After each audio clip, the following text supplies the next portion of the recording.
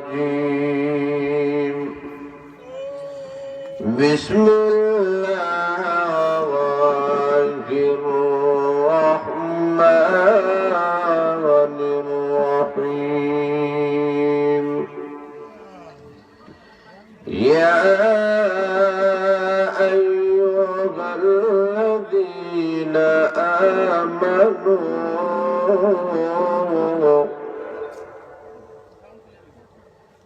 إنما الخمر والميسر والأنصاب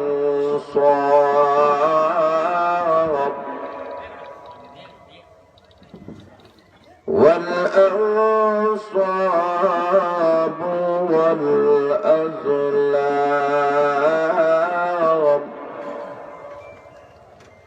رجس من عمل الشيطان فاجتنبوه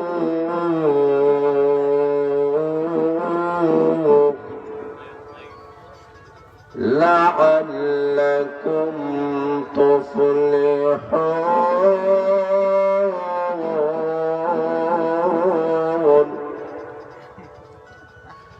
صدق الله المولانا العظيم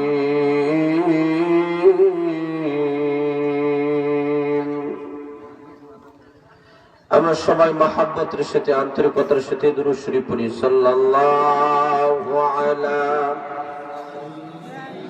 সাইয়্যিদিনা ওয়া মাওলানা মুহাম্মদ ওয়া আলা আলিহি ওয়া আসহাবিহি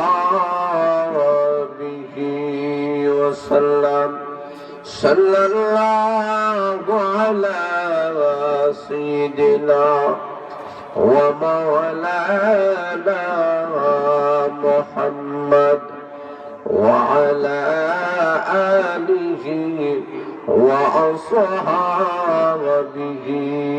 ওয়া সাল্লাম বালাগাল উলা বিকামালিহি كشف الدجى بجماله حسنت جميع خصاله صلوا عليه وآله لا إله إلا الله لا إله إلا الله لا إله إلا الله মুহাম্মাদুর রাসূলুল্লাহ সাল্লাল্লাহু আলাইহি ওয়াসাল্লাম।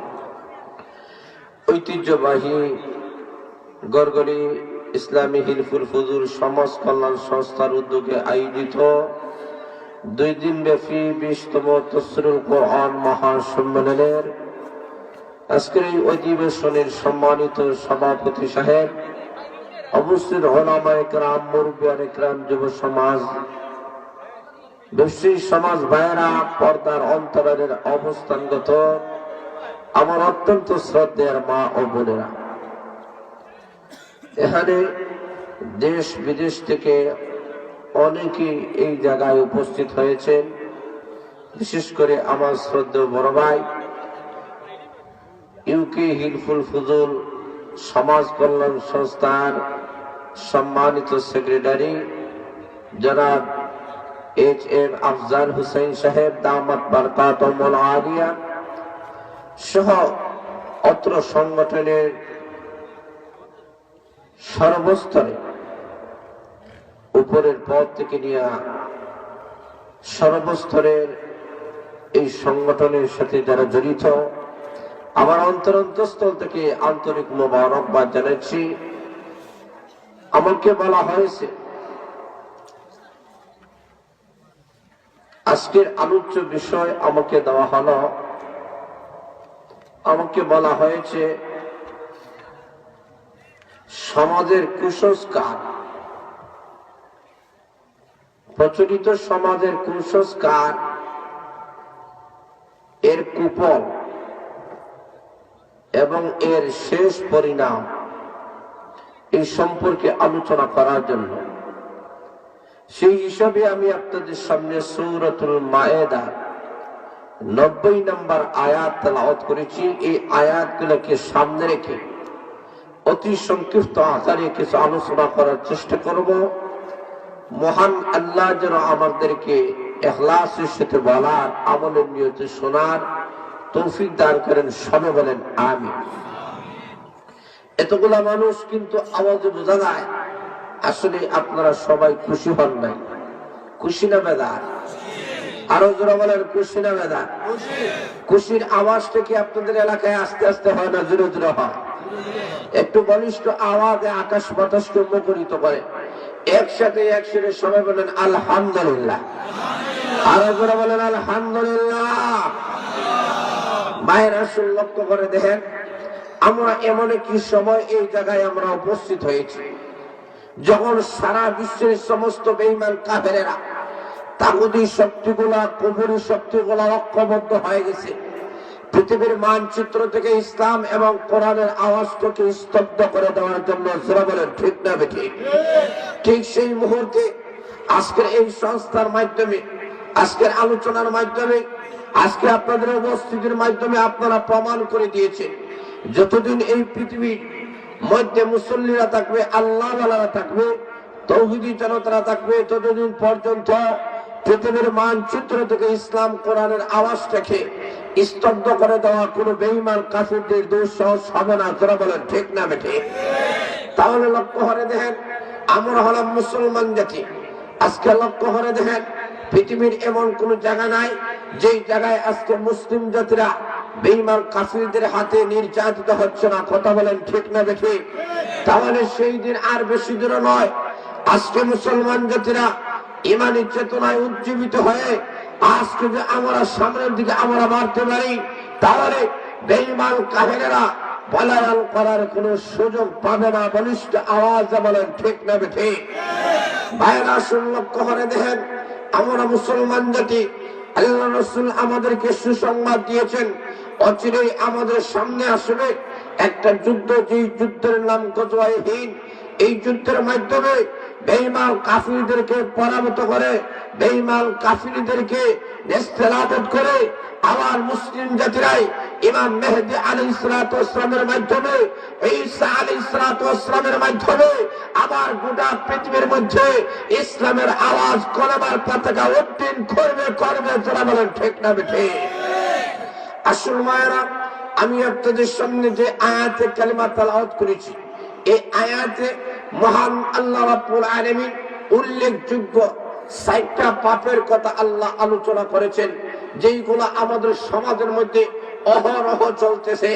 এইগুলার মধ্যে মহান আল্লাহ রাব্বুল আলামিন ৬০টা বড় বড় পাপকে আল্লাহ প্রসিদ্ধভাবে, আল্লাহ প্রকাশ্যভাবে হারাম ঘোষণা করেছেন। আল্লাহ রাব্বুল আলামিন আমার তেলাওয়াতকৃত আয়াতের মধ্যে ৬০টা বিষয় আল্লাহ আলোচনা করেছেন এবং ৬০টা বিষয়কে আল্লাহ হারাম ঘোষণা করেছেন।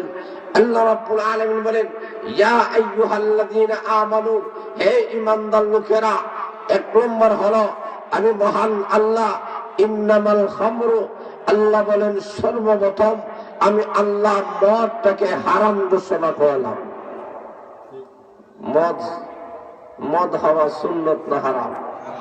কথা বুঝেন না আপনারা? আরো জোর বলে সুন্নত না হারাম? আরো জোর বলেন।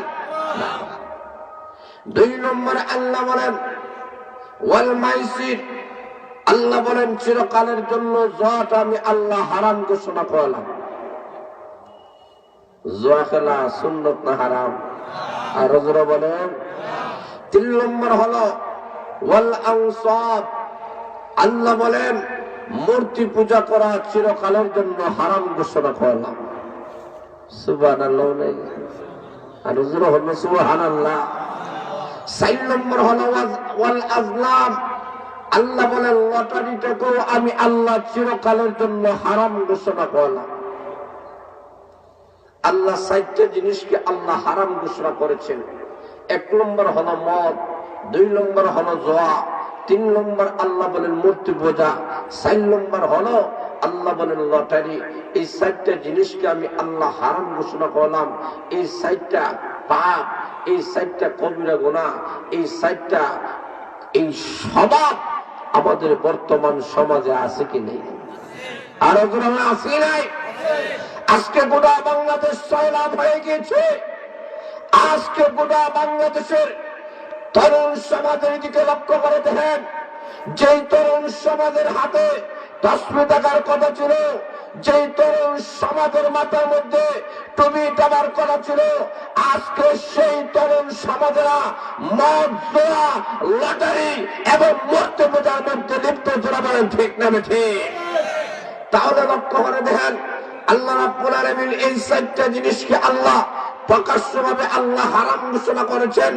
এইগুলার মাধ্যমে আল্লাহ বলেন দুনিয়াতেও ক্ষতি, আখিরাতেও জাহান্নামের আগুনে জ্বলতে হবে। কথা ঠিক না ঠিক? আরো যারা বলেন ঠিক না ঠিক? তবে আমাদের সমাজ থেকে কুসংস্কার দূর করতে হলে এইগুলোকে সর্বপ্রথম দূর করতে হবে।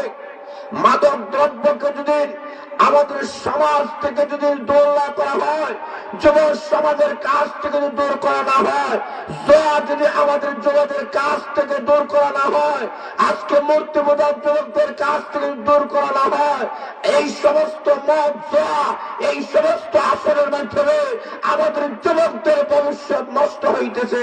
বলিষ্ঠ আওয়াজ বলেন ঠিক না ঠিক? আর আপনারা বলেন ঠিক না ঠিক? এই কারণে আল্লাহ বলেন 1400 বছর আগে আল্লাহ যখন কোরআন নাযিল করেছেন, আল্লাহ রাব্বুল আলামিন এই বড় বড় পাপটাকে আল্লাহ প্রকাশ্যভাবে হারাম ঘোষণা করেছেন। কারণ এইগুলো সমাজের জন্য ক্ষতি।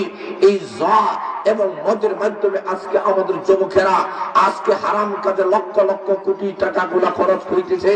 ঢাকার মধ্যে আপনারা লক্ষ্য করে দেখেছেন, নেটের মাধ্যমে, ইন্টারনেটের মাধ্যমে আপনারা দেখেছেন, ঢাকার অসংখ্য অগণিত জায়গায় ক্যাসিনো ধরা পড়েছে। জোরা বলে ঠিক না ঠিক? সেখানে জোয়ার আড্ডা খেলায় যুবকেরা লক্ষ লক্ষ কোটি কোটি টাকা করে খরচ করতেছে।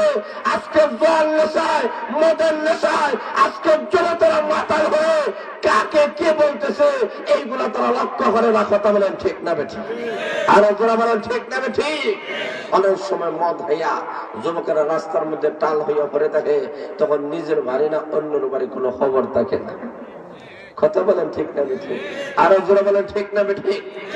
একজন রাসূল 1400 বছর আগে আমার মহান আল্লাহ রাব্বুল আলামিন কোরআন নাযিল করেছেন। আল্লাহ কোরআন নাযিল করে বলেন, আমার নবীজি আমি মহান আল্লাহ রাব্বুল আলামিন এমন 4টা সমাজের কুসংস্কার, এমন 4টা পাপ, যেই পাপের কারণে মানুষের জাহান্নামের আগুনে জ্বলতে হবে। জোরে বলেন ঠিক না বেরিয়ে? এমন 4টি বড় বড় মহাপাপ গুলোকে আমি মহান আল্লাহ রাব্বুল আলামিন সূরাতুল মায়েদার 90 নম্বর আয়াতের মাধ্যমে আল্লাহ হারাম ঘোষণা করলাম। জোরে বলেন সুবহানাল্লাহ।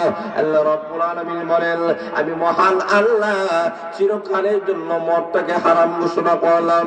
এমন সময়ের বৎসরের মধ্যে কেবল বেদি লক্ষ্য করে দেখেন, আল্লাহর নবী বিশ্ব নবী রাহমাতুল আলামিন যেই যুগের মধ্যে এসেছিলেন, এই যুগের মানুষের অবস্থা এমন ছিল, রোগের নেশায় নেশায় যেমন ভাবে রক্ত চলাচল করত। আরব যুগের মানুষের অবস্থা এমন ছিল, 24টি ঘন্টা তারা মদের আড্ডাখানার মধ্যে ছিল। 24টি ঘন্টা কোন অনুষ্ঠান যেমন মদ ছাড়া তাদের হয় না। এই কারণে সাহাবা কেরামের জিন্দেগি এমন ছিল, মদ হারাম হওয়ার আগে সমস্ত সাহাবা কেরাম মদ হয়েছেন। এমন অবস্থা যখন হয়ে গেল, এমন প্রত্যঙ্গের ভিতরে মদ ঢুকে গিয়েছে। আল্লাহ বুঝাইতে চান, আমি মানুষ সৃষ্টি করেছি, একসাথে যদি আমি আল্লাহ হারাম ঘোষণা করি, তখন আমার বান্দারা সবগুলা একসাথে মেনে নিতে পারে না। এই কারণে আমার মহান আল্লাহ রাব্বুল আলামিন 3টি পর্যায়ে আমার মহান আল্লাহ মদটাকে হারাম ঘোষণা করলেন। জোরে বলেন সুবহানাল্লাহ।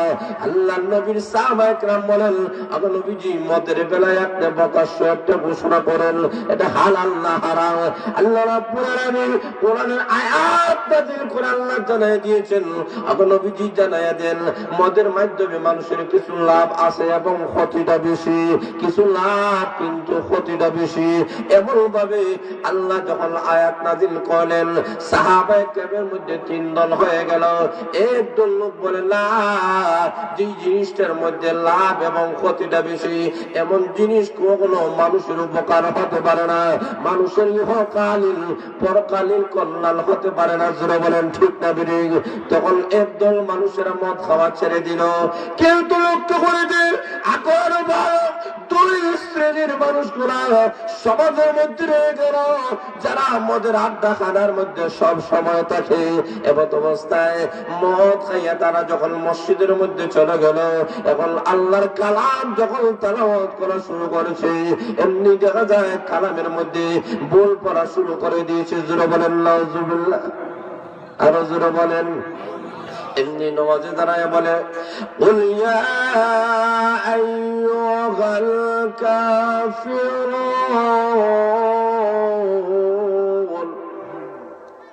জোরে বলেন আল্লাহু আকবার, আরো জোরে বলেন, আরো জোরে বলেন। আমাদের সমাজ থেকে আল্লাহু আকবারের ধ্বনি উচ্চারিত হয় না। 307 আউলিয়া শাহজালাল মুজাররদিয়া বলি রাহমাতুল্লাহ আলাইহি যখন সিলেটের পল্লবীতে এসেছিলেন, ওনার একজন সৈন্যকে বলে ফেললেন, তোমরা আযান দাও। উনি যখন আল্লাহু আকবারের ধ্বনি দিয়েছিলেন, আল্লাহু আকবারের ধ্বনি দিতে দেরি হয়েছে। গৌরবিন্দের ওই বিল্ডিং সহ ওই ভূমিটা দেশে যাইতে একটা সেকেন্ডও দেরি হয় না। আর জোরে হলো সুবহানাল্লাহ। এখনো সময়ের লক্ষ্য করে দেখেন, এমনি তারা তেলাওয়াত করা শুরু করেছেন, লা আ'বুদু মা তা'বুদুন।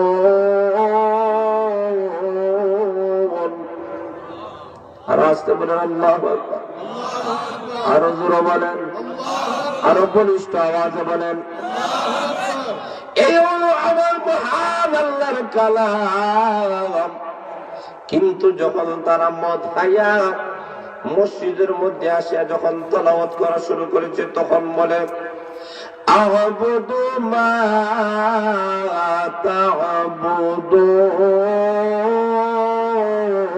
তা'বুদুন। কইছিনি কোরআনের আয়াত, কইছিনি লা সারি দিছে, লা সারি দিছে। লা শব্দ লাগাইলে হয় রে বেঈমান কাফেররা, তোমরা যারা মূর্তির সামনে মাথা নত করো, আমরা সেই মূর্তির সামনে মাথা নত করি না। যারা বলেন ঠিক না বেঠিক? বলিষ্ঠ আওয়াজে বলেন ঠিক না বেঠিক?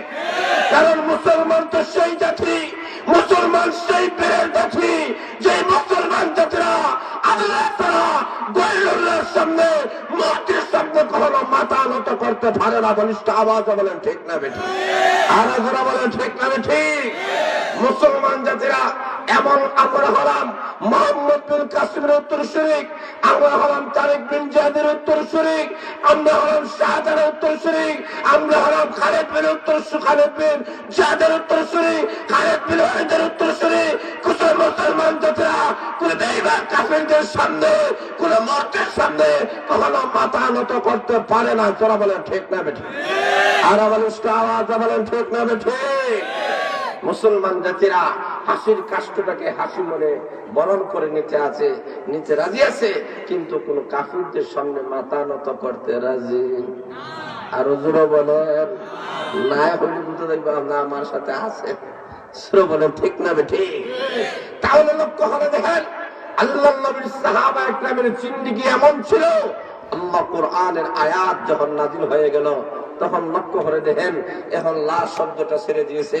যে মুহূর্তে লাশ শব্দটা ছেড়ে দিয়েছে, এখন হয় ও বেঈমান কাফেররা, লাশ শব্দ ছেড়ে দিলে অর্থ হয়ে যাবে, তোমরা যারা মূর্তির সামনে মাথা নত করো, আমরাও তাদের সামনে মাথা নত করি। জোরে বলে নাউজুবিল্লাহ। অর্থটা সম্পূর্ণ বিপরীত হয়ে যায়। তখন সাহাবায়ে কেরামকে ডাক দেওয়া হয়, ইয়া রাসূলুল্লাহ পরিষ্কার ভাবে কিছু বলেন। আল্লাহ ডাক দেওয়া হয়, ঠিক আছে, নামাজের সময় যাওয়ার সময় তোমরা মদ খাইও না। জোরে বলে সুবহানাল্লাহ। এই সময়ের জন্য আল্লাহ ডাক দেওয়া হয়, এই সময় তোমরা মদ হাইও না। কিন্তু বোঝা গেল অন্যান্য সময় কাওয়া যখন কাওয়া যাইব, তাহলে লক্ষ্য করে দেন নামাজের দ্বারের কাছে যখন যাইবা তখন তোমরা মদ পান করবে না। এটা সমাজের প্রবণতা, কুসংস্কার। এই মদের কারণে যুবকদের চরিত্র নষ্ট হয়, জীবন যৌবন সবগুলা নষ্ট হয়। যারা বলেন ঠিক না, আর যারা বলেন ঠিক না ঠিক। এখন আল্লাহ যখন এই আয়াত নাযিল করছেন তখন দুই দল রয়েছে না, এক দলে ডাকতে হয় নমাজে যেই কাজ করা যায় আর নমাজ ছাড়া যেই কাজটা সব এই করা যায় না, তো এই কাজটা তো কখনো ভালো হতে পারে না। তখন বাকি আরো ওর থেকে হয় আমরা মদ খাওয়া ছেড়ে দিলাম। সুবহানাল্লাহ, আর আসতে বলো সুবহানাল্লাহ। এমন শুরু হয় না। এরপর এক শ্রেণীর মানুষ রয়ে গেল যারা এখনো মদের আড্ডাহানায়, মদের গাঞ্জাহানায়, মদের আড্ডাহানায় যারা রয়ে গিয়েছে। আজ লক্ষ্য করে দেখেন গোটা বাংলাদেশের অবস্থার দিকে লক্ষ্য করে দেখেন, এইরকম বাংলাদেশের প্রতিটি গ্রামে গ্রামে এইরকম হিলফুল ফুজুল ইসলামী সমাজ কল্যাণ সংস্থার উদ্যোগে এইরকম তাফসীর কোরআন মাহফিল বাংলাদেশের যত জায়গায় হইতেছে, এই সমস্ত জায়গার মধ্যে উলামায়ে কেরাম বলিষ্ঠ আওয়াজের মাধ্যমে যুব সমাজকে সচেতন করতেছে যে মাদক দ্রব্যের কাছে যাওয়া যাবে না। যারা বলেন ঠিক না বেঠিক, আর যারা বলেন ঠিক না বেঠিক। বাংলাদেশের মধ্যে শতকরা 95% মুসলমান। এই মুসলমানের দেশে আজকে যুবকেরা এখনো সচেতন আছে, এখনো হারাম কাজের দিকে যায় না। কেন যায় না?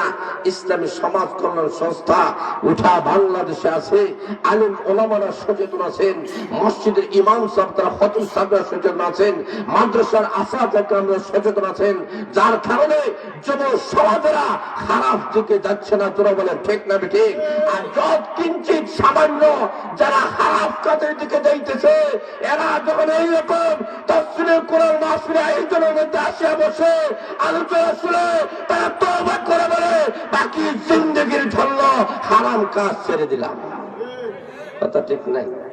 আর ওরা বলেন ঠিক না ঠিক।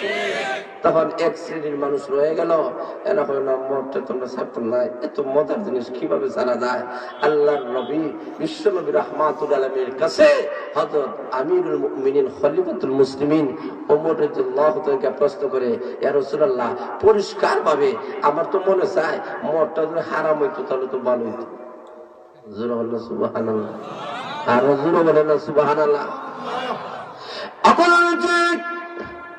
মদের বেলা পরিষ্কার পাবে আবার মহান আল্লাহ রাব্বুল আলামিনের কাছ থেকে কিছু নিয়ে আসেন। আবার নবীজি আমার মন চায়, এই মুহূর্তে আমার মন চায় যেন আমার আল্লাহ মদটাকে যেন চিরকালের জন্য হারাম ঘোষণা করেন। এমন ভাবে আমিরুল মুমিনিন খলিফাতুল মুসলিমিন ওমর রাদিয়াল্লাহু তাআলা আল্লাহ নবীর কাছে যখন দাবি করেছে, কারণ ওমরের মেজাজ ছিল ঐশীর মেজাজ। জোরে বলেন সুবহানাল্লাহ।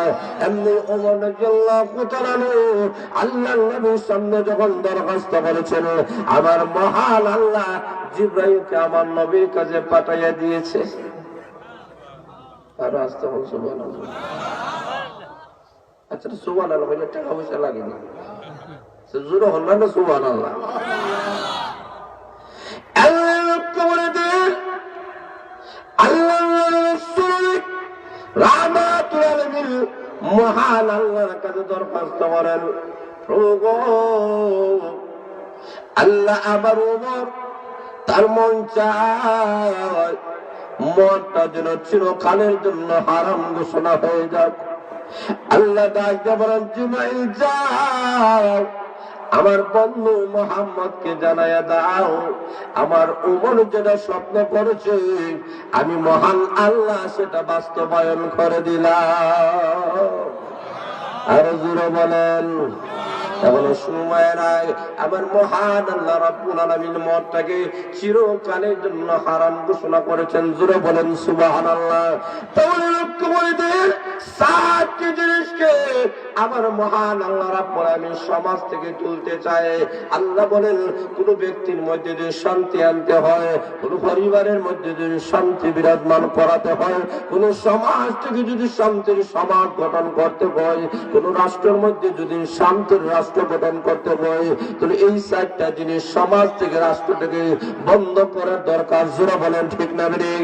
যদি বলতে এমন চারটা জিনিস যেটাকে আমার মহান আল্লাহ রাব্বুল আলামিন সূরাতুল মায়েদার 90 নম্বর আয়াতের মাধ্যমে হারাম ঘোষণা করেছেন, এমন জিনিসটাকে যদি সমাজের থেকে রাষ্ট্র থেকে যদি এইগুলাকে বাহির করা হয়, আল্লাহর কসম করে বলি আমাদের সমাজ ভালো হবে না, রাষ্ট্র ভালো হবে না। জোরে বলেন ঠিক না বেরি? আল্লাহ রাব্বুল আলামিন এমন একটি জিনিসকে মহান আল্লাহ রাব্বুল আলামিন হারাম ঘোষণা করলেন। এই কারণে ইসলামের বিধান মোতাবেক মদ খাওয়া যেমন ভাবে হারাম, মদের ব্যবসা করা হারাম, এমনকি লক্ষ্য করা দেখেন মদের দোকানেও চাকরি করাটা হারাম। এমন টাকার মাধ্যমে কোন কাজে ব্যয় করাটাও, ইসলামের কাজে ব্যয় করাটাও সুন্নত। আরো জোরে বলেন, আরো জোরে বলেন। লক্ষ্য করে দেন, মদ এমন একটি খারাপ জিনিস। ঘোষণা করেছেন কিয়ামতের কঠিন মাঠ যখন কায়েম হয়ে যাবে, সমস্ত মানুষেরা হাসরের ময়দানে যখন দাঁড়াবে, এবং লক্ষ্য করে দেখেন এবং কিনু মানুষগুলো হাসরের ময়দানে দাঁড়াবে, তাদের পেট গুলা মটকার মতো হয়ে যাবে, বিশাল বড় পেট, জিহ্বা গুলা বাইর হয়ে পেট পর্যন্ত লেগে যাবে, এমনি জিহ্বা থেকে পানি গুলা বাইর হতে থাকবে। অন্যান্য হাসরের ময়দানের মানুষরা বলবে, প্রভু গো, এদের অবস্থায় এমন হলো কেন? আল্লাহ অদৃশ্য ভাবে জানাইয়া দিবেন, এরাই হলো দুনিয়া থাকা অবস্থায় মদ করে। জোরে বলেন নাউজুবিল্লাহ। শুধুমাত্র তাই নয়, আল্লাহ নবী বিশ্বনবী রাহমাতুল্লাহ আলাইহি ঘোষণা করেছেন কিয়ামতের কঠিন ময়দানে মদের পেটের মধ্যে আল্লাহ পেট্রোল ঝালাইয়া দিবেন, দাও দাও করে পেটের মধ্যে আগুন জ্বলতে থাকবে, এবং ভয়াবহ আগুন, যে আগুনের কারণে সে ভাববে আল্লাহ এই আগুন সহ্য করা যায় না, জাহান্নামের আগুনের মধ্যে নিক্ষেপ করে ফেলে। অথচ যে মুসলমান মেয়েরা এই আগুনের চাইতে জাহান্নামের আগুনটা কত ভয়াবহ হবে, এমন একটা আগুন আল্লাহ নবী বিশ্ব নবী রাহমাতুল আলামিন ঘোষণা করেছেন। জাহান্নামের আগুনটাকে মহান আল্লাহ 3000 বছর আল্লাহ জ্বালাইয়েছেন। প্রথমে 1000 বছর জাহান্নামের আগুন থেকে জ্বালানোর পরে জাহান্নামের আগুন লাল ধারণ হয়েছে, আরো 1000 বছর জাহান্নামের আগুন আল্লাহ জ্বালাইয়েছেন, জ্বালানোর পরে জাহান্নামের আগুন সাদা ধারণ হয়েছে, আরো 1000 বছর জাহান্নামের আগুনকে আমার মহান আল্লাহ জ্বালাইয়েছেন, জ্বালানোর পরে জাহান্নামের আগুনটা কালো ধারণ হয়েছে। বর্তমানে জাহান্নামের আগুন অমাবস্যা রাত্রে চেয়ে বেশি অন্ধকার, এমন জাহান্নাম, সেই জাহান্নাম থেকে আল্লাহ কোরআনের মাধ্যমে জানিয়ে দিয়েছেন, যে আপনি উম্মতদেরকে জানিয়ে দেন, কু আনফুসাকুম ওয়া আহলিকুম নারা, ও নবী আপনি জানিয়ে দেন তারা যেন নিজেকে জাহান্নামের আযাব থেকে বাঁচায়, তাদের পরিবারের পরিজনকে যেন জাহান্নামের আযাব থেকে বাঁচায়। এই আয়াতের মাধ্যমে আল্লাহ বুঝিয়ে দিয়েছেন আপনার দেহটা মহান আল্লাহ রাব্বুল আলামিন আমানত হিসেবে দিয়েছেন। এই দেহটাকে মদ এবং জুয়া এবং মূর্তি পূজার মাধ্যমে, লটারির মাধ্যমে, হারাম কাজের মাধ্যমে জাহান্নামের লাকড়ি বানায় দিলে হবে না। জোরে বলেন ঠিক না বেরি?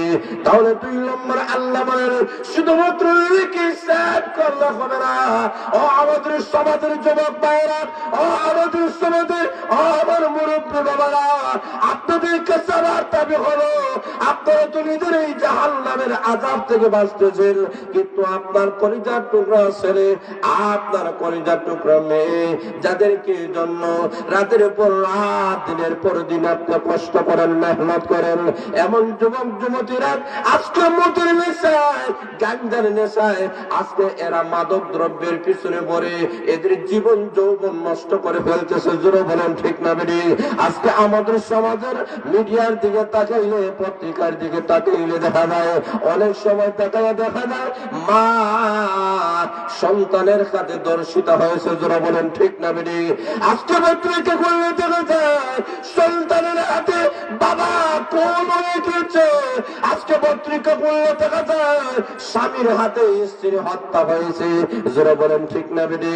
সবগুলার পিছনে তাকাইয়া দেখেন, যদি পুলিশ সুপারও হয় এরপরে নিজের মেয়ের হাতে হত্যা হইতে হয়। জোরে বলেন ঠিক না বেটি? কারণ মেয়েকে দেখা দেয় না, নেশা করে প্রতিদিন মেয়েটা 1 লক্ষ টাকা খরচ করে নেশার পিছনে।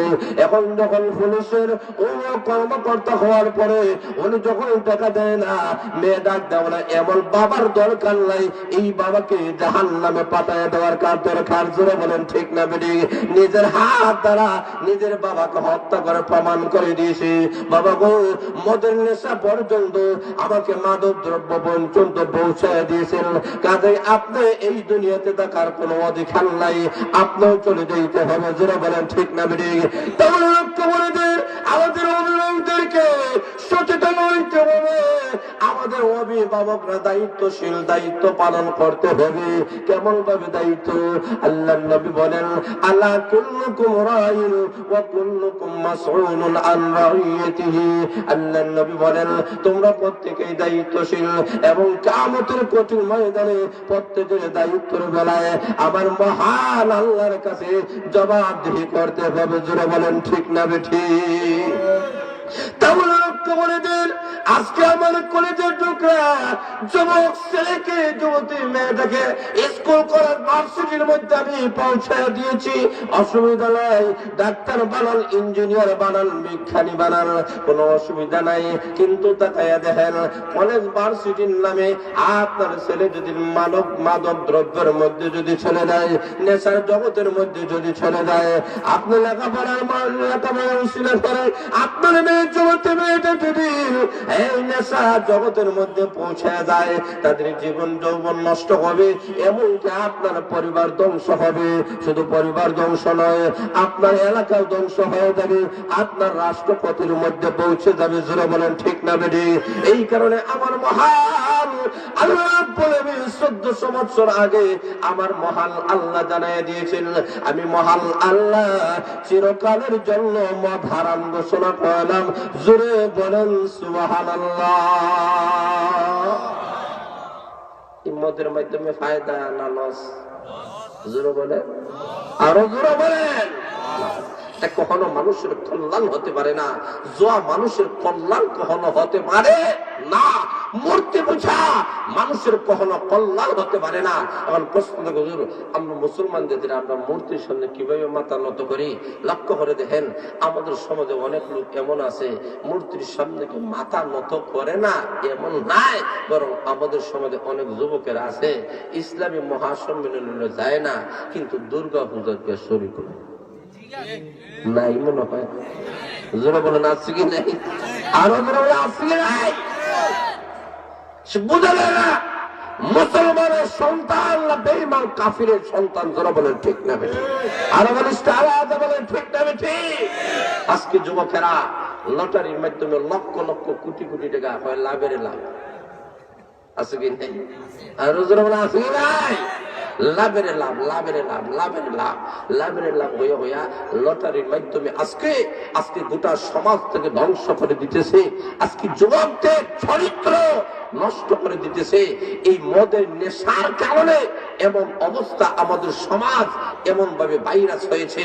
আজকে লক্ষ্য করে দেখেন, বিভিন্ন বাহিনীর মাধ্যমে ওই যে কেসিনোর মধ্যে গাড়ি তারা দেখা যায় এইভাবে কয়েকটা ধরা পড়ছে।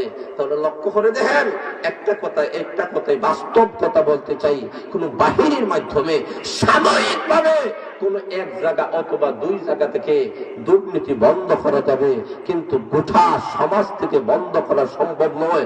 গোটা সমাজ থেকে সন্ত্রাস মুক্ত, কলস মুক্ত, জিনা মুক্ত একটা শান্তির সমাজ যদি গঠন করতে হয়, গোটা বাংলাদেশের প্রত্যন্ত অঞ্চলে এইরকম তাফসীরুল কোরআন মাহফিলের মাধ্যমেই সমাজ থেকে দুর্নীতি, রাষ্ট্র থেকে দুর্নীতি বন্ধ করা সম্ভব।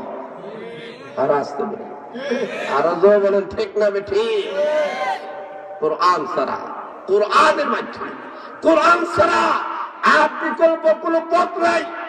আজকে আমাদের সমাজ থেকে চুরি, ডাকাতি, জিনা, হাইজে একদিন বন্ধ করার জন্য যত আইন করা হয়, এই আইনগুলো করার পরেও আমাদের সমাজ থেকে চুরি, ডাকাতি, জিনা, হাইজে, মাদক দ্রব্য বন্ধ হচ্ছে না। তার একমাত্র কারণ হলো আল্লাহ ডাক দিয়ে বলেন এই বয়ভীতির মাধ্যমে এইগুলা দূর করা সম্ভব নয়। একমাত্র সম্ভব প্রত্যেকটা মানুষের অন্তরে, যুবকদের অন্তরে, প্রত্যেকটা ব্যক্তির ভিতরে কোরআনে আইন চালু করুন, কোরআন ঢুকিয়ে দেন, জাহান্নামের ভয় ঢুকিয়ে দেন। সেটা বলেন ঠিক না? আর বলিষ্ঠ আওয়াজ বলেন ঠিক না? ঠিক। কোরআন ছাড়া, জাহান্নামের ভয় ছাড়া কখনো দুর্নীতি, চুরি, ডাকাতি বন্ধ করা যাবে? আর জোরে বলেন। আজকে ওই জায়গায় জোয়ার আড্ডা করছে, কয়েকজন বাহিনীকে বন্ধ করে দিছে, আর এক জায়গায় খোলার সম্ভাবনা আছে কি নেই? কথা বলেন। আলোচনা আছে কি নেই? তো ওই জায়গায় বন্ধ করেন, আর এক জায়গায় খুলে নেবো। তোর বুঝালো যারা খুলবে তার যেখান থেকেই তৈরি হবে, সেখান থেকেই দমন করতে হবে। যে অন্তরের মধ্যে গুনার কাজের স্পিড আছে, সেই অন্তরের ভিতরে নেক কাজের স্পিড ঢুকিয়ে দেন, জাহান্নামের ভয় ঢুকিয়ে দেন। আর আসতে বলেন, আরো জোরে বলেন ঠিক না ঠিক? আল্লাহু আকবার। খলিফাতুল মুসলিমিন আমিরুল মুমিনিন ওমর রাদিয়াল্লাহু তাআলার কাছে একটা লোক গেছে, গিয়ে জিজ্ঞেস করে যে উমর কই? বলে কেন? ওনার কাছে এসে একটা বিচারের জন্য। আচ্ছা যাও। উনি কলসি দিয়ে পানি আনতেছে, যা আপনি যান। রাস্তা দিয়ে রওনা করছে, গিয়া দেখে খলিফাতুল মুসলিম ওমর রাদিয়াল্লাহু তাআলা কলসি নিয়ে আর এই কুয়া থেকে পানি নিয়ে আসতেছে। উনি ডাক দেখো, হুজুর আমার কাছে একটা দরকার আসলাম। কি? একটা বিচার লইয়া আসলাম। বলে বিচার কি? আপনি বলে ফেলেন। এই অবস্থায় নাই, আপনি একটু বসিয়া পড়েন। উনি বসছেন, কিন্তু ওই কলসিটা একেবারে উরুর উপরে রাখছে, মাটির মধ্যে রাখে না। ডাকতে হয় আপনি নিচে রাখলে অসুবিধা কি? নিচে রাখেন, আমি শান্ত শিষ্ট ভাবে আমার সমস্যার কথা আপনার সামনে তুলে ধরবো। উনি ডাকতে বলেন আমি কোন জায়গায় রাখবো? এই জায়গার মালিক তো আমি না।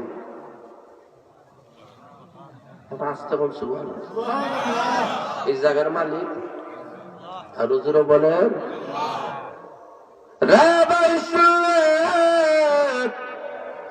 যদিও আমার আঙ্গুলের ইশারায় অর্ধেক পৃথিবীটা পরিচালিত হয়, কিন্তু শুনে না, এই জমিনের মালিক কিন্তু আমি নয়, আরেকজন মালিক। এই কলসি যদি নিচে রেখে দেয়, কলসিটা ভিজা, কলসি রাখার কারণে, ভিজা থাকার কারণে কিছু ধুলো বালু গুলা কলসির মধ্যে লেগে যাবে। কিয়ামতের কঠিন ময়দানে এই মালিক যদি জিজ্ঞেস করে, রে আমিরুল মুমিনিন খলিফাতুল মুসলিমিন, অর্ধেক পৃথিবীর মালিক তুমি বাদশা ছিলা, তোমার ক্ষমতার বলে আমার জমিনের মধ্যে বসিয়া কিছু ধুলো বালু গুলা নিয়ে এসেছিলাম, ওইগুলার জবাব দাও। কিয়ামতের কঠিন ময়দানে আমি ওমর জবাব দিতে পারবো না। এই কারণে রে ভিজা কলসিটা আমি নিচের মধ্যে রাখিলাম। ওই লোকটা ডাকতে বলে আমিরুল মুমিনিন খলিফাতুল মুসলিমিন, আমার সমস্যার সমাধান হয়ে গেছে।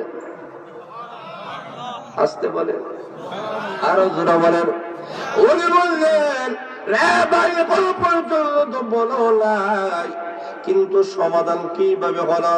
উনি বলেন আমার সমস্যাটা হলো আমি আমার ভাইয়ের সাথে দুর্নীতি করিয়া 1,000 টাকা আনার চেষ্টা করেছিলাম, কিন্তু লক্ষ্য করে দেখেন যেই লোকটা ধুলো বালুর জবাব হাসরের ময়দানে দিতে হবে, এমন তাকওয়া এমন বড় যার অন্তরের মধ্যে রয়েছে, আমি দুর্নীতি করে আমার ভাইয়ের কাছ থেকে যদি 1,000 টাকা নিয়ে আসি, কিয়ামতের কঠিন ময়দানে আসামির কার করায় দাঁড়ায় আমাকে জবাবদিহি করতে পারবে না, পারবো না।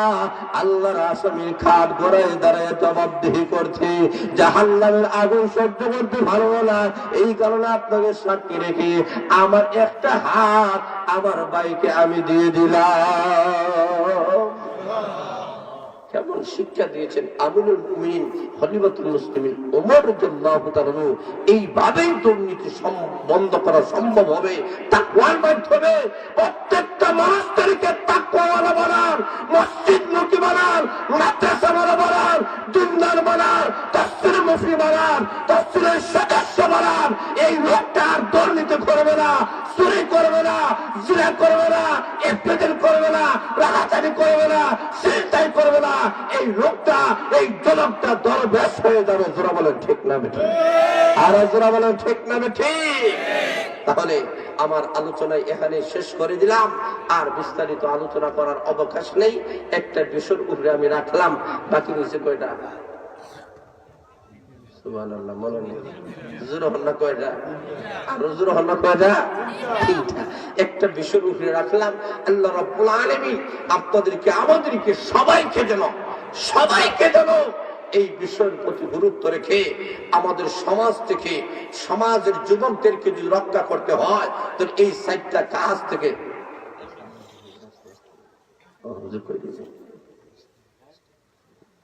আচ্ছা হুজুর আসতেছেন ইনশাআল্লাহ। আর কয়েকটা মিনিট অনুরোধ করছেন, আর কয়েকটা মিনিট শুনতে রাজি আছেন ইনশাআল্লাহ? সবাই রাজি না? আচ্ছা, যারা আপনারা এই জায়গায় বসেন, আপনাদের এলাকায় কি এই পরিমাণ মানুষ না নাই আসেন? আর হুজুর আসেন কি নাই? আসবি না? আপনারা যেমন জানা আমিও জানি, আমার বাড়ি একটু দূরই নয়, জোরে বলেন ঠিক না? তাহলে বোঝা গেল যারা বসে আছেন, বোঝা গেল তাদের অন্তরে আল্লাহ এবং তার রাসূল কোরআনের ভালোবাসা আছে। আর হুজুর বলেন, আর যারা চলে গেছেন, বোঝা গেল লেফের মোহাম্মত, বউয়ের মোহাম্মত আছে কি নাই? হুজুর ওখানে আছে কি নাই? আল্লাহ আমাদের সমাজের বছর থেকে মনে হয়েছে বাপ মরলে কান্দে না, মা মরলে কান্দে না, বউ মরলে কান্দে। আছে কি নাই? হুজুর বলে আছে কি ভাই? জিজ্ঞেস করো, ভাই কিছুদিন আগে তোমার বাপ মারা গেল, মা মারা গেল, কান্দে আছে, বউ মরছে, কান্দ কেন? হুজুর কান্দার কারণ হলো বাপ মরলে তো বাপ পাওয়া যায়, মা মরলেও পাওয়া যায়, বউ মরলে পাওয়া যায় না। আরে এটা কোন হদিস? কিছুদিন আগে আমার আব্বা যখন মারা গেছেন, এলাকার সমস্ত মুরব্বীরা কই, বাবা কান্দে লাভ নাই, তোমার বাবা আইসে একদিন গেছে একদিন আসছে, তোমার দুনিয়ার নিয়ম মনে করে আমরাই তোমার বাবা। এরকম কই না আপনাদের এলাকায়?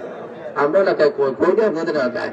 আর কিছুদিন আমার মা যখন মারা গেছেন, এলাকার সমস্ত মুরব্বীরা কই, বাবা কান্দে লাভ নাই, তোমার মা আইসে একদিন গেছে একদিন আসছে, তোমার দুনিয়ার নিয়ম মনে করে আমরাই তোমার মা।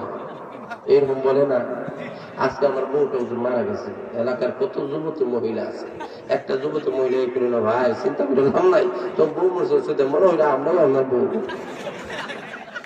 কইছে নি যেরকম কইছে। কিন্তু সাহাবার তেমন জিন্দেগি ছিল, তাদের অন্তরে পৃথিবীর সব পোলার চাইতে আল্লাহ এবং তার রাসূলের ভালোবাসা কম ছিল না, বেশি ছিল।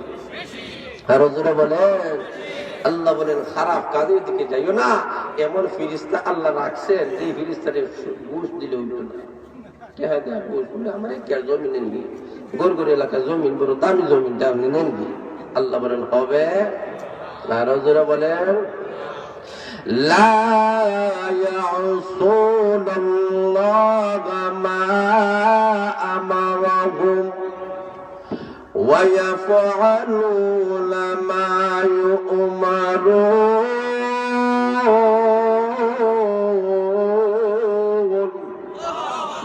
আল্লাহ বলেন এমন ফিরিস্তা আমি আল্লাহ রেখেছি তোমাদের জন্য, লা ইয়াসুনাল্লাহা মা আমারহুম, এরা আল্লাহর কোনো নাফরমানি কাম করে না। জোরে হন সুবহানাল্লাহ। এবং আল্লাহ যা আদেশ করেন তাই তারা পালন করে। সুবহানাল্লাহ নাই? আর হুজুর বললেন সুবহানাল্লাহ। কিরামান কাতিবিন ইয়ালামুনা মা তাফআলুন।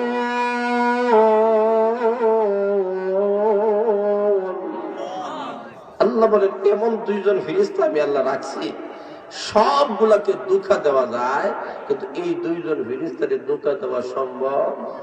আর হুজুর বলেন ওয়াজ থেকে খাইয়া গেছেন, বাড়ি থেকে হইতে পারবেন, কিন্তু খাইয়া গেছি না। ধোঁকা দেওয়া যায়, কিন্তু ফেরেশতাকে ধোঁকা দেওয়া সম্ভব। আর আসতে বলেন, আর হুজুর বলেন, আল্লাহ বলেন এই ফেরেশতারা কিয়ামতের কঠিন ময়দানে 70 হাত জিনজির দ্বারা তোমাকে ফেসাইয়া জাহান্নামের আগুনে আল্লাহ বলেন লটকাইয়া জ্বালা। কত কত কত 70 হাত, 70 ঘর জিনজির যারা জাহান্নামের আগুনে আল্লাহ বলবেন জ্বালাও। তখন ফেরেশতারা হইবে জাহান্নামে কেন আসলে? তোর কাছে কি কোন আলিম ওলামা যায় নাই? কোরআন হাদিসের কথা কি তারা বলে নাই? তারা তখন বলবে লাউ কুন্না নাসমাউ আও নাকুলু মা কুন্না ফি আসহাবিস সাঈদ। তারা বলবে আল্লাহ যদি শোনার মতো শুনতাম আর বুঝার মতো যদি বুঝতাম তাহলে এই সাঈদ নামক জাহান্নামে আসতাম। আরো জোরে বলেন ফাতারাফু বিযাম্মিহিম ফাসুহকান লিআসহাবিস সাঈদ। আল্লাহ রাব্বুল আলামিন বলেন সেই দিন জাহান্নামের ইন্ধনে জ্বলতে হবে। কাজেই সেই জাহান্নামের আযাব থেকে আলেম ওলামারা তোমাদেরকে ওয়াজ নসিহত করে ঘন্টার পর ঘন্টা তাদের জীবনের সময় ব্যয় করে তাদের পরিশ্রম করে তোমাদের সামনে আখিরাতের কথা তুলে ধরছে, তোমাদের সামনে আলোচনা করেছে। কিন্তু সেই দিন তোমরা কর্ণপাত করো নাই, তোমরা ঘুমাইয়াছিলে, লেবের নিচে ঘুমাইয়াছিলে, শুনে নাই। আজকে জাহান্নামের আগুনে জ্বলতে হবে। কথা ঠিক না বেঠিক? আর হুজুরে বলেন ঠিক না বেঠিক? সেই দিন আল্লাহ জিজ্ঞেস করবেন যে সমস্ত নিয়ামত আল্লাহ দিয়েছে এইগুলা দে আল্লাহ দিলা, এইগুলা তুমি কোন কাজে খরচ করেছো? আল্লাহ বলে 2টা জিহ্বা দিছি, আল্লাহ বলে 1টা জিহ্বা দিলাম, আল্লাহ বলে 2টা টুর দিলাম, 2টা চক্ষু দিলাম, 2টা কান দিলাম, আল্লাহ বলে ডবল ডবল দিলাম। সুবহানাল্লাহ না? আর হুজুর হল সুবহানাল্লাহ। রে যুবকেরা একটু কান পেতে শোনো। কতদিন আর যৌবনের তারুণ্যতার কারণে ভুলে পড়বা? কতদিন মদের নেশায় জোয়ার নেশার আড্ডাখানায় থাকবা, লটারির মধ্যে থাকবা? একটু তাকায় দেখো তোমার মতো কত যুবক আজকে কবরের বাসিন্দা হয়ে গেছে। আরো জোরে বলেন, আরো জোরে বলেন। যুবকেরা জাহান্নামের কথা একটু স্মরণ করো। এই যৌবনকাল তো আমার মহান আল্লাহ দিয়েছেন মদের আড্ডাখানা টাকার জন্য নয়। জোরে বলেন ঠিক না বেরি? নেশা গ্রহণ করে তোমার সেন্স নষ্ট করার জন্য নয়। আল্লাহ বলেন নেশার মাধ্যমে তোমার সেন্স নষ্ট হয়ে যায়, ব্রেন ঠিক থাকে না। কাকে কি বলো তুমি বলতে পারো না। জোরে বলেন ঠিক না বেরি? আল্লাহ বলেন রে মানুষ তুমি লক্ষ্য করে দেবো আমি মহান আল্লাহ তোমাকে আশরাফুল মাখলুকাত বানাইলাম। কেন তোমার তুই দাম, কেন তোমার তুই সম্মান? আমি আল্লাহ অন্যান্য মাখলুকাত সৃষ্টি করেছি, চতুষ্পদ জানদার আমি আল্লাহ সৃষ্টি করলাম, কিন্তু তাদেরকে সব আমি আল্লাহ দিলাম, কিন্তু ব্রেন আমি আল্লাহ দিই নাই, বুদ্ধি দেই নাই। এই কারণে চতুষ্পদ জানদারেরা বুঝে না। জোরে বলেন ঠিক না বেরি? আল্লাহ বলেন তোমাদেরকে আমি মহান আল্লাহ রাব্বুল আলামিন এমন একটা ব্রেন দিয়েছি যেই ব্রেনের মাধ্যমে তোমার সম্মান বেড়েছে, তোমার মর্যাদা বেড়েছে। এই ব্রেনের মাধ্যমে তুমি বালা এবং বুরা নির্ণয় করতে পারো। আল্লাহ বলেন ফাআলহামাহা ফুজুরাহা ওয়া তাকওয়াহা। আল্লাহ বলেন তোমার মধ্যে ভালো জিনিসের যোগ্যতা দিলাম, মন্দ কাজ করার যোগ্যতা দিলাম, কিন্তু তুমি ভালো কাজ করো না খারাপ কাজ করো, এইগুলোর জন্য তোমাকে বিবেক দিলাম। বিবেকের মাধ্যমে তুমি কিন্তু সবগুলা নির্ণয় করবা, ভালো জিনিস গ্রহণ করবা, খারাপ জিনিস ছেড়ে দিবা। জোরে বলেন ঠিক না বেরি? আল্লাহ বলেন যেভাবে ভাবে লক্ষ্য করে দেখো, কোন জিনিস যদি তুমি খাইতে হয়, খাবার জিনিসটা সর্বোত্তম মানুষরা নাকের কাছে নেই, নাকের মাধ্যমে মানুষরা পরীক্ষা করে এই জিনিসটা ভালো না খারাপ। জোরে বলেন ঠিক না বেরি? নাকের কাছে নেওয়ার পরে না পরীক্ষা করে বলেন না জিনিসটা বাসি নাই, কোনো গন্ধ নয়, তখন সে জিহ্বার মধ্যে দা পরীক্ষা করে, জোরে বলেন ঠিক না বেঠিক? যে মুহূর্তে জিহ্বার মধ্যে পালায় দে, এমনি জিহ্বা বুঝতে পারে এই জিনিস বালা না খারাপ, জোরে বলেন ঠিক না বেঠিক? এটা টক মিষ্টি না জাল, এই জিনিস জিহ্বা নির্ণয় করে। আল্লাহ বলেন যেমনি ভাবে নাকের মাধ্যমে পরীক্ষা করা যায়, যেমনি ভাবে জিহ্বার মাধ্যমে বালা বুলা পরিচয় করা যায়, ঠিক তেমনি ভাবে ওরা আশরাফুল মাখলুকাত আমি আল্লাহ তোমাদেরকে ব্রেইন দিলাম, বুদ্ধি দিলাম, এই ব্রেইনের মাধ্যমে কোন জিনিস বালা কোন জিনিস খারাপ তোমরা বুঝতে পারো, তোরা বলেন ঠিক না বেঠিক? আল্লাহ বলেন ব্রেইন দিলাম, আর আমি আল্লাহ বিধান দিলাম। আল্লাহ বলেন মদটাকে দিলাম, কারণ মদ কেন হারাম হবে? এটা মানুষের ব্রেইনে ধরে, বুদ্ধি ধরে, জোরে বলেন ঠিক না বেঠিক? কারণ মদের নেশার মাধ্যমে মানুষের সেন্স ঠিক থাকে না, মানুষের এমন অবস্থা হয়ে যায় অনেক সময় নিজের জায়গাটা আরেকজনের নামে লিখে দিলা, জোরে বলেন ঠিক না বেঠিক? মদ খাইছে, এখন দস্তখত নিয়েছে, এখন কোন জায়গায় দস্তখত দিল কইতে পারে না, জোরে বলেন ঠিক না বেঠিক? অনেক সময় মদ খাইয়া বাড়ির মধ্যে গিয়েছে, বাড়ির মধ্যে গিয়া অনেক সময় দেখবেন নিজের মেয়েকে বউয়ের মতো আচরণ করে, জোরে বলেন ঠিক না বেঠিক?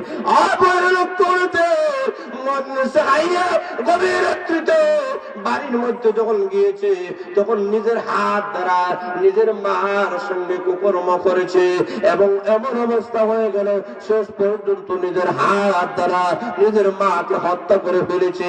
এমন অসংখ্য অগণিত ঘটনাগুলো পত্রিকার মধ্যে দেখা যায়। এইগুলা বাস্তব না অবাস্তব? আরো জোরে বলেন। তাহলে বোঝা গেল এমন নেশা, যে নেশার মাধ্যমে মানুষের বিবেক বুদ্ধি গুলা কিছুই থাকে না। এই জিনিসটাকে আমার মহান আল্লাহ চিরকালের জন্য, আমার মহান আল্লাহ হারাম ঘোষণা করেছেন, জোরে বলেন সুবহানাল্লাহ। এই কারণে লক্ষ্য করে দেখেন, একটা যুবকের সামনে তিনটা জিনিস রাখিয়া বলে, তিনটা জিনিস থেকে যে কোনো একটা জিনিস করতে হবে। এক নম্বর হলো হয়তো তুমি মদ পান করবা, নতুবা এই যুবতী সুন্দরী মেয়ের সঙ্গে তুমি দর্শন করবা, তার জীবন যৌবন নষ্ট করে ফেলবা। 3 নম্বর হলো নতুবা তুমি তাকে হত্যা করবা। তিনটা জিনিসের সুযোগ দেওয়া হলো, যে কোনো একটি জিনিস তোমাকে অবশ্যই গ্রহণ করতে হবে। এমনি লক্ষ্য করে দেখেন, যুবক মনে মনে ভাবে, এমনি ভাবে যুবক মনে মনে ভাবে মদ খাওয়াও হারাম, আর জিনা করো হারাম, আর মেয়েটাকে হত্যা করো সুন্নত। আরো জোরে বলেন, আরো জোরে বলেন। হারাম, তিনটাও হারাম, তিনটাও কিন্তু মহাপাপ, কিন্তু তুলনামূলক কিছু বেশ আছে কি নেই? বলেন। এখন চিন্তা করে দেখে হত্যা করা তো এটা বড় জঘন্যতম, এটা হতে পারে না। 2 নম্বরে আসুন, এই মেয়ের সঙ্গে আমি জিনা করবো না, এটাও হতে পারে না।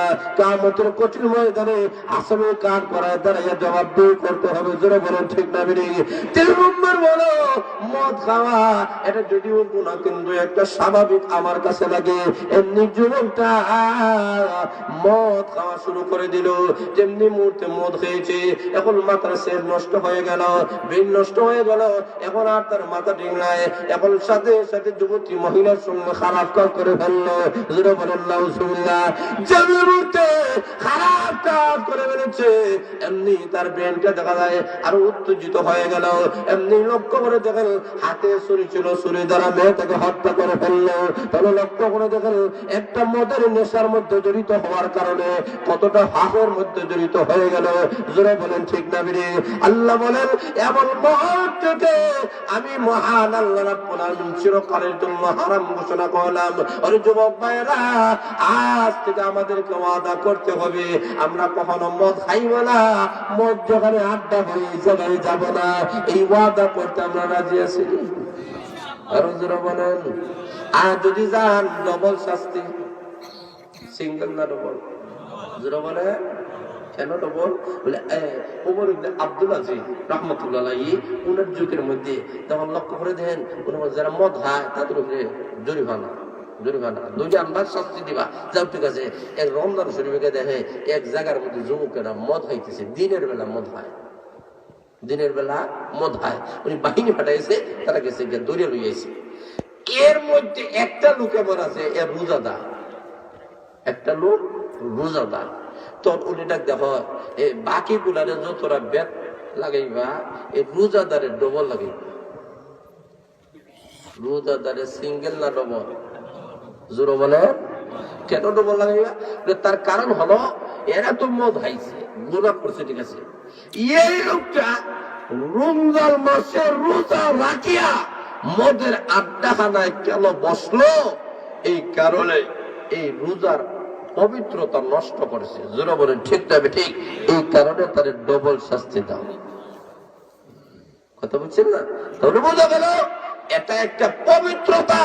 ইসলামের বিধানের প্রতি আপনার অগাধ শ্রদ্ধা ভক্তি থাকতে হবে। আল্লাহ যেই জিনিসটাকে হারাম ঘোষণা করেছেন, হারাম মনে প্রাণে বিশ্বাস করবেন এবং বাস্তবতায় এইগুলাকে বর্জন করতে হবে। জোরে বলেন ঠিক না ঠিক? আরো জোরে বলেন ঠিক না ঠিক? তাহলে লক্ষ্য করে দেন, আল্লাহ বলে মদটাকে হারাম ঘোষণা করলাম। 2 নম্বর জুয়া, এই ক্যাসিনো গুলাকে আমাদের সমাজ থেকে বন্ধ করতে হবে। জোরে বলেন ঠিক না ঠিক? যে ঢাকা শহরটা মসজিদ মাদ্রাসার শহর ছিল, মসজিদের শহর, জোরে বলেন সুবহানাল্লাহ। এই ঢাকা শহরটা আছে ক্যাসিনোতে রূপান্তরিত, জুয়ার শহর যেমন হয়েছে। জোরে বলেন ঠিক না ঠিক? আল্লাহ বলে জোর হারাম, ওয়াল আনসাব, আল্লাহ বলে মূর্তি পূজা করা হারাম। এখন আমাদের সমাজে যদিও অনেক লোক আছে মূর্তি পূজা করে না, কিন্তু মাজার পূজা করে নাই। যখন আছে কি নাই? ফির পূজা করে আছে কি নেই? যখন আছে নাই, মূর্তির সামনে যা বেঈমান কাফেরেরা মাথা নত কইরা তারা ওই লোকটার কাছে গিয়ে চায়। আর আমাদের সমাজে কিছু লোক আছে ফিরের ভাবে কাছে দিতে ধইরা, মাদের কাছে দিতে ধরে করে সন্তান চায় আছে কি নেই? যখন আছে কি নাই? শাহজালাল বাবার মাজার কাছে গিয়ে খায়। আমি তো একদম শাহজালাল মজররদ মানে মজরুদ মানে তার ছেলেও নাই মেয়েও নাই। তাহলে যেই লোকটা নিজেরও ছেলে নাই মেয়েও নাই, উনি কি আর একজনের ছেলে মেয়ে দিতে পারবো? যখন পারবো না। এত বড় ব্যাখ্যা আমাদের সমাজের মানুষগুলা, যেখানে নিজেরই বিয়া শাদী নাই, বাচ্চা বাচ্চা নাই, আরেকজনকে দেওয়া যাবে না। কোন ফির মাসায় কোন বাচ্চার কাউকে সন্তান দিতে পারে না। সন্তান দেওয়ার মালিক আর রজুরা বলেন কে? আল্লাহ। আল্লাহ শুধুমাত্র সন্তান দেওয়ার মালিক নাই, আল্লাহ জীবন মরণেরও আর রজুরা বলেন মালিক। আর 4 নম্বর আল্লাহ বলেন লটারি লাভের লাভ। আল্লাহ বলে এটা চিরকালের জন্য হারাম ঘোষণা করলাম। আপনার কাছে 10 টাকা, আমার কাছে 10 টাকা, আমার কাছে 10 টাকা নিয়ে দিতে হবে। আপনারা মোটর সাইকেল দিলেছে, এখন আপনারা তো মনে করে 10 টাকা দিয়ে মোটর সাইকেল লাভের লাভ, লাভের লাভ। তাহলে আপনার 10 টাকা দিই, আচ্ছা মোটর সাইকেলের দোকানে 10 টাকা দিলে আপনারা মোটর সাইকেল দিব নি? সর হওয়ার সম্ভাবনা আছে। সেটা বলেন ঠিক না? তো এই 10 টাকা দিয়ে আপনি 1 লক্ষ টাকা মোটর সাইকেল পাইলেন কিভাবে? 1 নম্বর প্রশ্ন হলো পাইলেন কিভাবে? এইগুলোর মালিক তো আপনি নয়, আরেকজনের টাকা আপনাকে দেওয়া হয়েছে। জোরা বলেন ঠিক না ঠিক? যদি এইভাবে আমাদের সমাজে অনেক সময় গাড়ি ঘুরাইয়া মাত্র 10 টাকা, এখন 100 জনের 10 টাকা 10 টাকা করে দেয়, তাহলে কত টাকা হয়? জোরা বলেন ঠিক না ঠিক? এইভাবে দেখা যায় কোটি টাকা করে।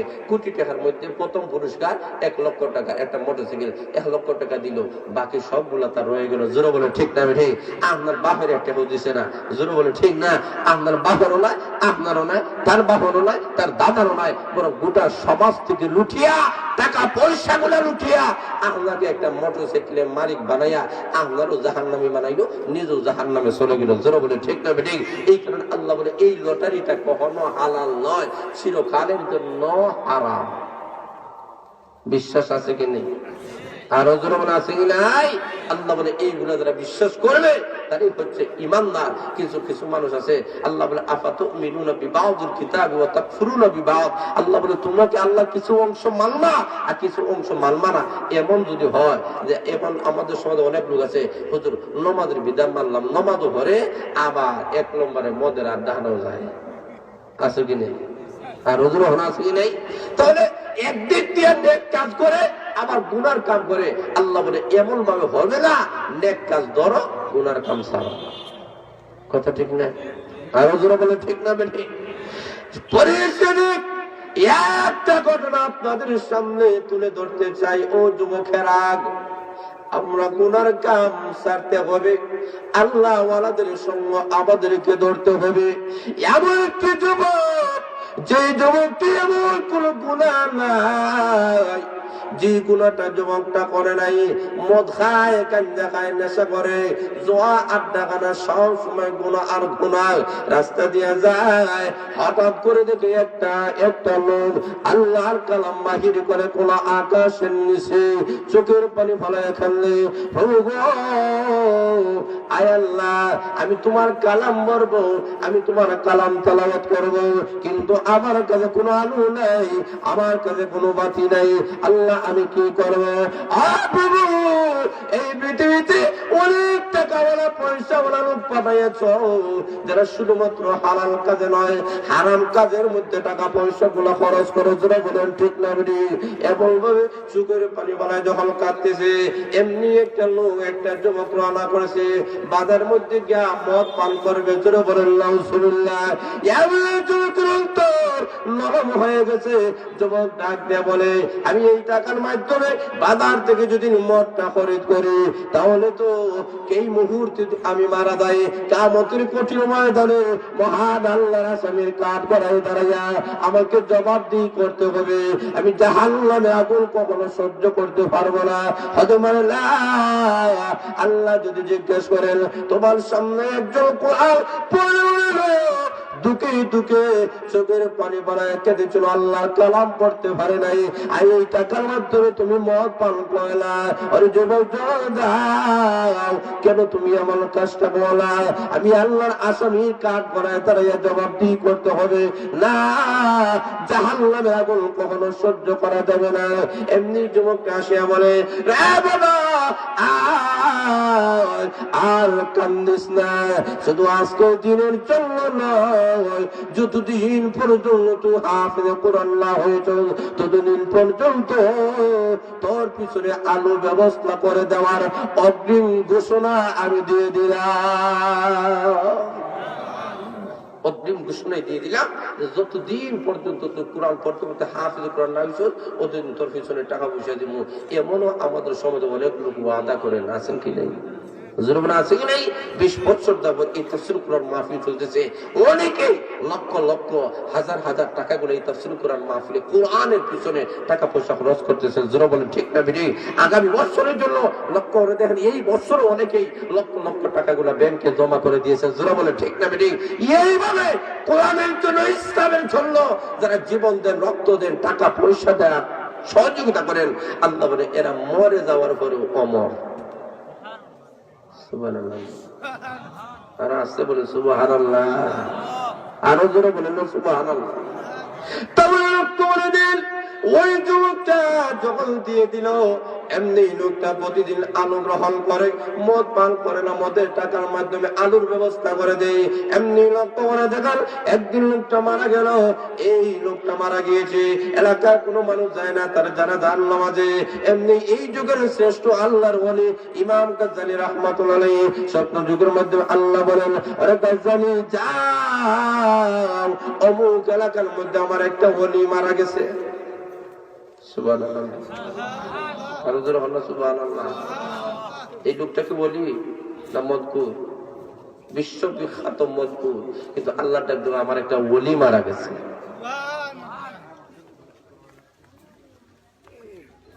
জোরে বলুন সুবহানাল্লাহ, আরো জোরে বলুন সুবহানাল্লাহ। একটা ওলি মারা গেছে, এলাকার মানুষেরা তাকাইয়া দেখে যুগ শ্রেষ্ঠ আল্লাহর ওলি, তাকে গোসল করালেন, কাপড়ের কাপড় ভরাইলেন, গোসল করাইয়া মাঠের মধ্যে নিয়ে নিয়েছেন, নিজে ইমামতি করবেন। লোকেরা বলে, বুঝলাম এলাকার সবচেয়ে বড় মজদুর এই লোকটার কাছে আমরা কেউ চাই না, আমরা বড় খুশি, কিন্তু যুগ শ্রেষ্ঠ আল্লাহর ওলি হাজির হয়ে গেলেন, আমরা তো ব্যাপারটা বুঝলাম না।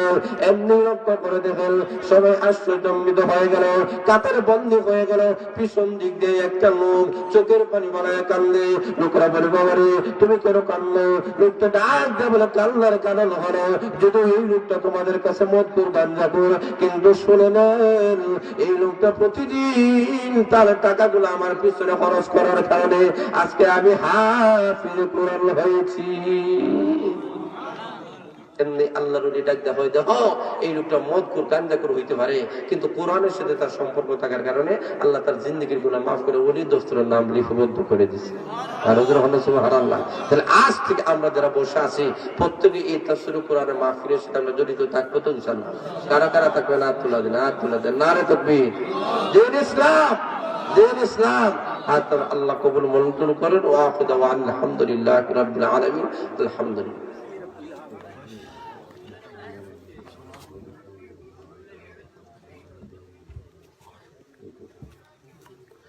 الحمد لله الذي هدانا لهذا وما كنا لنهتدي لولا أن هدانا الله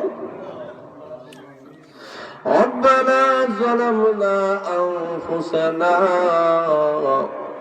وإن لم تغفر لنا وترحمنا لنكونن من الخاسرين সবাই পড়ুন রব্বির রাহমহুমা কামা রাব্বায়ানি সগীরা। রব্বুল আলামিন 2 দিন ব্যাপী 20তম হিলফুল ফুজুল সমাজ কল্যাণ সংস্থার উদ্যোগে তাফসীরুল কোরআন মাহফিল, আয় আল্লাহ এই মাহফিলটাকে তুমি কবুল মঞ্জুর করে নাও। এই সংগঠনটাকে আল্লাহ তুমি কবুল মঞ্জুর করে নাও। আয় আল্লাহ এই সংগঠনের শুরু থেকে এই পর্যন্ত যারা টাকা দিয়া, পয়সা দ্বারা, শ্রম দ্বারা, মেধা দ্বারা, পরিশ্রম দ্বারা সর্বাত্মকভাবে সহযোগিতা করেছে আল্লাহ প্রত্যেকের সবগুলোকে কবুল মঞ্জুর করে নাও। আয় আল্লাহ বিদেশ থেকে আয় আল্লাহ যারা এই সংস্থার সাথে জড়িত গো আল্লাহ, বিদেশি ইউকের আয় আল্লাহ যারা সভাপতি, সেক্রেটারি, উপদেষ্টা মন্ডলীরা রয়েছেন, আয় আল্লাহ 7 সমুদ্র ছেড়ে নদী ও পার থেকে এই সংগঠনের জন্য তারা পরিশ্রম করে টাকা পয়সা গুলো জোগাড় করে, আয় আল্লাহ তারা কত কষ্ট ওরা মেহনত করে এই মাহফিল আয়োজন করার ব্যবস্থা করে দেন গো আল্লাহ। আয় আল্লাহ প্রত্যেককে তুমি কবুল মঞ্জুর করে নাও। উপদেষ্টা মন্ডলীদেরকে কবুল মঞ্জুর করে নাও, সভাপতি সেক্রেটারিদেরকে কবুল মঞ্জুর করে নাও। আয় আল্লাহ দেশের মধ্যে যারা আঞ্জাম দিয়ে দিতেছে, কঠোর পরিশ্রম করতেছেন মাহফিল গুলাকে সফলতার দিকে নিয়ে যাওয়ার জন্য কত পরিশ্রম মেহনত করতেছে, আল্লাহ সকল সদস্যদেরকে তুমি কবুল মঞ্জুর করে নাও। আয় আল্লাহ সবাইকে তুমি নেক হায়াত দান ফরমাও, সবাইকে তুমি ইসলামের সৈনিক বানায়া দাও। আয় আল্লাহ সবার টাকা পয়সার মধ্যে, শ্রমের মধ্যে বরকত দিয়ে দাও। আয় আল্লাহ এলাকার মাটির নিচে যত মুমিন কবরবাসী হয়ে গেছেন আল্লাহ প্রত্যেকের কবরটাকে জান্নাতের বাগান বানাইয়া দাও।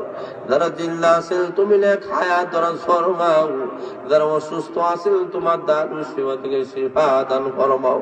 আয় আল্লাহ এই সংগঠনের সাথে যারা জড়িত সবার নাম তো আমার জানা নাই, আল্লাহ তুমি সবাইকে কবুল মঞ্জুর করে নাও। প্রত্যেকের মেহনত গুলাকে আল্লাহ কিয়ামতের দিন নাজাতের ওসিলা বানাইয়া আল্লাহ তুমি ছাড়া আমাদের যাওয়ার কোনো জায়গা নেই।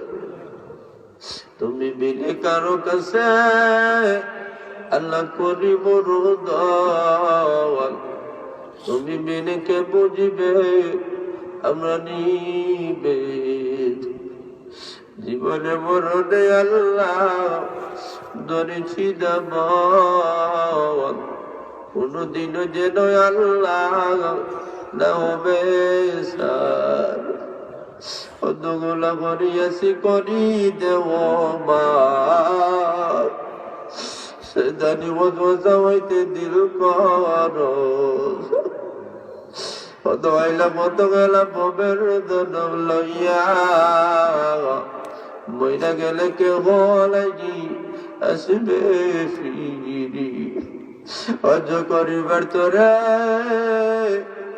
আল্লাহ শক্তি কর দান, কাবার গিলাফে দরি কান্দি যে হয় ওই বলে সবাই মিলে হুরা দিবা মাটি কফন লাগাইয়া দিবা জিন্দেগির লাগি। আল্লাহ যেদিন মরণ হবে গো আমাদের সবার জবান থেকে উচ্চারণ করে দিও লা ইলাহা ইল্লাল্লাহু মুহাম্মাদুর রাসূলুল্লাহ।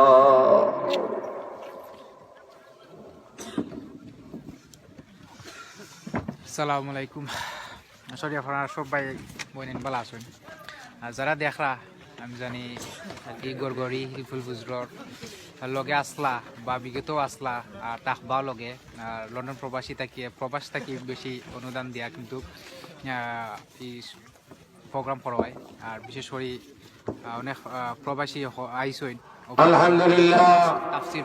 তাফসির সম্মানিত তৌহিদি জনতা, হিলফুল বুজরর মানুষ আমাদের গড়গড় ইসলামী হিলফুল বুজুর্গ সমাজ কল্যাণ সংস্থার আবারও লাইভ হইব 20 বছর পূর্তি উপলক্ষে দুদিন ব্যাপী ঐতিহাসিক তাফসিরুল কুরআন মাহফিলের সিলেট টু লন্ডনের প্রথম দিনের ওয়াজর প্রোগ্রাম তাফসিরুল কুরআন মাহফিলের কাজ এই মুহূর্তে সবারা তাপা সুস্থ থাকবা সমাপ্ত হলো। দিন হয়তোবা প্রোগ্রাম আগামী কাল 22 জানুয়ারি আলহামদুলিল্লাহ আপনার দোয়ায় রোজ বুধবার আপনারা আরো বেলা 3 ঘটিকা হইতে নোটিফিকেশন রাত 12 ঘটিকা পর্যন্ত রাখবা আপনাদের ঐতিহ্যবাহী নামাজ ভিতরে বাজারে গড়গড় ইসলামী হিলফুল বুজুর্গ সমাজ কল্যাণ সংস্থার উদ্যোগে আবার অনুষ্ঠিত হতে যাচ্ছে এক বিশাল ঐতিহাসিক তাফসিরুল কুরআন মাহফিল।